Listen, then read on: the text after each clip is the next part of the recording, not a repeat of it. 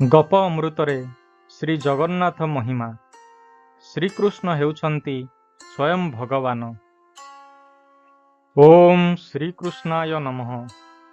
କସ୍ତୁରୀ ତିଳକଂ ଲଲାଟ ପଟଳେ ବକ୍ଷସ୍ଥଳେ କୌସ୍ତୁଭଂ ନାସାଗ୍ରେ ବରମୌକ୍ତିକଂ କରତଳେ ବେଣୁକରେ କଙ୍କଣଂ ସର୍ବାଙ୍ଗେ ହରିଚନ୍ଦନଂ ସୁଲଳିତଂ କଣ୍ଠେ ଚ ମୁକ୍ତାବଳୀ ଗୋପଶ୍ରୀ ପରିବେଷ୍ଟିତା ବିଜୟତେ ଗୋପାଳ ଚୂଡ଼ାମଣି।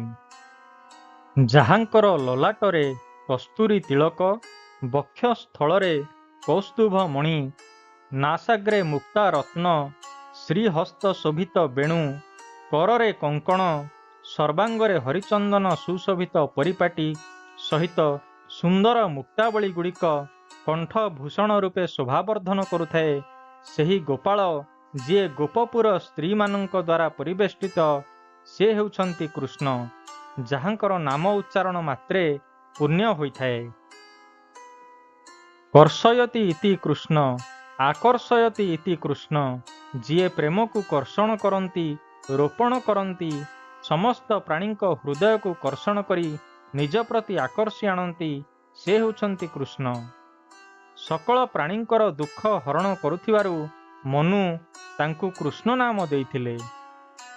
ଶ୍ରୀକୃଷ୍ଣ ହେଉଛନ୍ତି ଶ୍ରୀ ଜଗନ୍ନାଥ। ସିଏ ଜଗତର ନାଥ, 16 କଳା ବିଶିଷ୍ଟ ପୂର୍ଣ୍ଣ ବ୍ରହ୍ମ।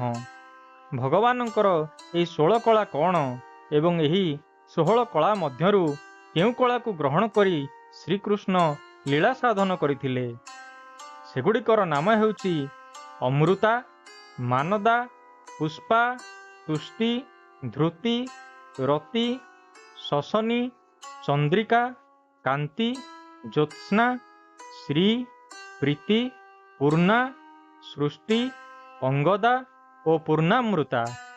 ଏ 16 କଳା ମଧ୍ୟରୁ ଶ୍ରୀ କଳା ହେଉଛି ଲକ୍ଷ୍ମୀ କଳା ବା ଶକ୍ତି କଳା। ଏହି କଳାକୁ ଧାରଣ କରି ପ୍ରଭୁ ଲୀଳା ସାଧନା କରିଥିଲେ। ଭାଗବତ ତୃତୀୟ ସ୍କନ୍ଧରେ ବର୍ଣ୍ଣିତ ଏତେ ଚାଂସ କଳା ପୁଂସ କୃଷ୍ଣସ୍ତୁ ଭଗବାନ ସ୍ୱୟଂ।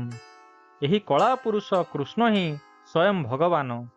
କଳା ଏକ ରଙ୍ଗ ନୁହେଁ, 7 ରଙ୍ଗ ମଧ୍ୟରେ କଳା ରଙ୍ଗର ସ୍ଥାନ ନାହିଁ।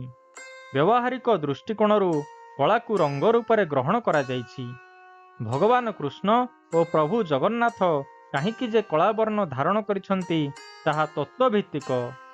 ଏହି ପ୍ରଭୁ ଶ୍ରୀକୃଷ୍ଣ ପୃଥିବୀରେ ଅଗଣିତ ଜନତାର କାଳିମାମୟ ପାପରାଶିକୁ ନିଜ ଦେହରେ ବୋଳି ହୋଇ ନିଜେ ହୋଇଛନ୍ତି କୃଷ୍ଣମୟ। ପରମ ପ୍ରେମମୟ କୃଷ୍ଣଙ୍କୁ ସର୍ବଦା ମନ ମଧ୍ୟରେ ଧାରଣ କରି ସମର୍ପିତ ହୋଇ ଗୋପୀମାନେ ତରି ଯାଇଛନ୍ତି, ଯାହା ଜଗନ୍ନାଥ ଦାସଙ୍କର ଭାଗବତରେ ବର୍ଣ୍ଣିତ।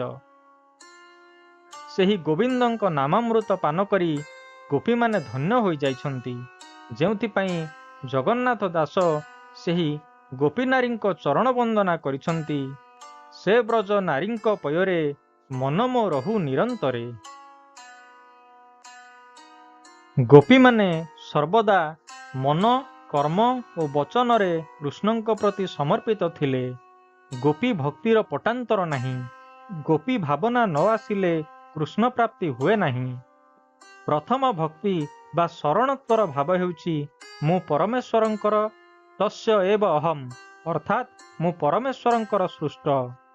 ମୋ ଉପରେ କେବଳ ପରମେଶ୍ୱରଙ୍କର ଅଧିକାର ଅଛି। ସେ ହୁଏତ ମୋର ହୋଇ ନ ପାରନ୍ତି, ହେଲେ ମୁଁ ଏକାନ୍ତ ଭାବରେ ତାଙ୍କର ଶରଣ ନେବା ପରେ ସମ୍ପୂର୍ଣ୍ଣ ଭାବେ ସାଧକ ଦାବି କରେ ମମ ଏବ ଅସୌ, ଅର୍ଥାତ୍ ଭଗବାନ ମୋର। ଏଠାରେ ଭଗବାନଙ୍କ ପ୍ରତି ଭକ୍ତ ଅଧିକାର ସାବ୍ୟସ୍ତ କରେ। ଯେମିତି ସ୍ତ୍ରୀ ସ୍ୱାମୀ ନିକଟରେ ଅଳି କରି କହେ, ତୁମେ ମୋର, କେବଳ ମୋର, ଆଉ କାହାର ହୋଇପାରିବନି। ଏହା ହିଁ ଗୋପୀ ଭାବ। ଏହି ଭାବରେ ଗୋପୀମାନେ କୃଷ୍ଣଙ୍କ ପାଇଁ ପାଗଳିନୀ ହୋଇ ତାଙ୍କର ସାନ୍ନିଧ୍ୟ ଲାଭ କରିବାକୁ ଧାଇଁ ଯାଉଥିଲେ। ଯଦି କେତେବେଳେ କୃଷ୍ଣ ସେମାନଙ୍କ ବାହୁବନ୍ଧନରୁ ନିଜକୁ ମୁକ୍ତ କରି ପଳାଇ ଯାଉଥିଲେ, ସେତେବେଳେ ଆହତ ସର୍ପିଣୀ ଭଳି ଗୋପୀମାନେ ଉତ୍କ୍ଷିପ୍ତ ହୋଇ କହୁଥିଲେ, ହେ କୃଷ୍ଣ, ତୁମେ ମୋର ହାତକୁ ଛାଡ଼ି ଦେଇ ବଳପୂର୍ବକ ପଳାଇ ଯାଉଛ, କିନ୍ତୁ ତୁମେ ଯଦି ମୋର ହୃଦୟରୁ ବାହାରି ଯାଇପାରିବ, ତାହେଲେ ମୁଁ ତୁମକୁ ଠିକ୍ ପୁରୁଷ କହିବି, ଅର୍ଥାତ୍ ଗୋପୀମାନଙ୍କ ହୃଦୟରେ ସ୍ୱୟଂ କୃଷ୍ଣ ହିଁ ବିରାଜିତ। ହୃଦୟରୁ ସେ ସ୍ମୃତିକୁ କେହି ଲିଭେଇ ପାରିବେ ନାହିଁ। କୃଷ୍ଣଙ୍କ ଶରୀର ଗୋଟିଏ କନ୍ଦର୍ପ ଶୋଭାରୁ ବଳି ଶୋଭନୀୟ ଥିଲା। ତ୍ରିଭଙ୍ଗୀ ଠାଣିରେ ସୁମଧୁର ବଂଶୀବାଦନ ବାଳକ କୃଷ୍ଣଙ୍କ ଅନିନ୍ଦ୍ୟ ସୁନ୍ଦରକୁ ବହୁଗୁଣରେ ଆକର୍ଷଣୀୟ କରୁଥିଲା।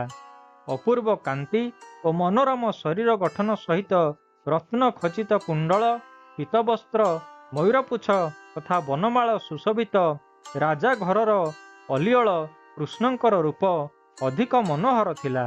ତେଣୁ ବ୍ରଜଧାମରେ କୃଷ୍ଣ ଥିଲେ ସମସ୍ତଙ୍କର ଆକର୍ଷଣର କେନ୍ଦ୍ରବିନ୍ଦୁ। କୃଷ୍ଣ ଯେ ସ୍ୱୟଂ ଭଗବାନ, ଏହା ତାଙ୍କର ଅଲୌକିକ କାର୍ଯ୍ୟକଳାପରୁ ପ୍ରମାଣିତ। ବ୍ରହ୍ମ ପୁରାଣର ପାତାଳ ଖଣ୍ଡରେ ବର୍ଣ୍ଣିତ ଅଛି, ଉଗ୍ରତପା, ସତ୍ୟତପା, ହରିଧାମ, ଜାବାଳି ଓ କୁଶଧ୍ୱଜଙ୍କ ପରି ମହାନ ଋଷି ଯେଉଁମାନେ ତପସ୍ୟା କରି ସିଦ୍ଧିଲାଭ ସ୍ୱରୂପ ଦ୍ୱାପରରେ ଗୋପୀ ଭାବରେ ଜନ୍ମ ନେଇଥିଲେ। ଗୋପପୁରରେ ଜନ୍ମଗ୍ରହଣ କରିଥିବା ଗୋପୀ ଗୋପାଳମାନେ ମଧ୍ୟ ଜଣେ ଜଣେ ସିଦ୍ଧତପା, ଦିବ୍ୟାତ୍ମା, ଯାହା ଜଗନ୍ନାଥ ଦାସ ଭାଗବତରେ ଲେଖିଛନ୍ତି, ଅନେକ ଜନ୍ମ ତପ କରି ଏବେ ହୋଇଲ ଗୋପ ନାରୀ।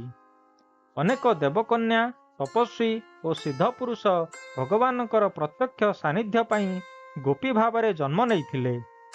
ଜନ୍ମ ଜନ୍ମାନ୍ତରର ନିରବଚ୍ଛିନ୍ନ ତପସ୍ୟାରେ ସିଦ୍ଧିଲାଭ କରିଥିବା ଗୋପୀମାନେ କୃଷ୍ଣଙ୍କର ବାସ୍ତବ ସ୍ୱରୂପକୁ ଚିହ୍ନି ପାରିଥିଲେ।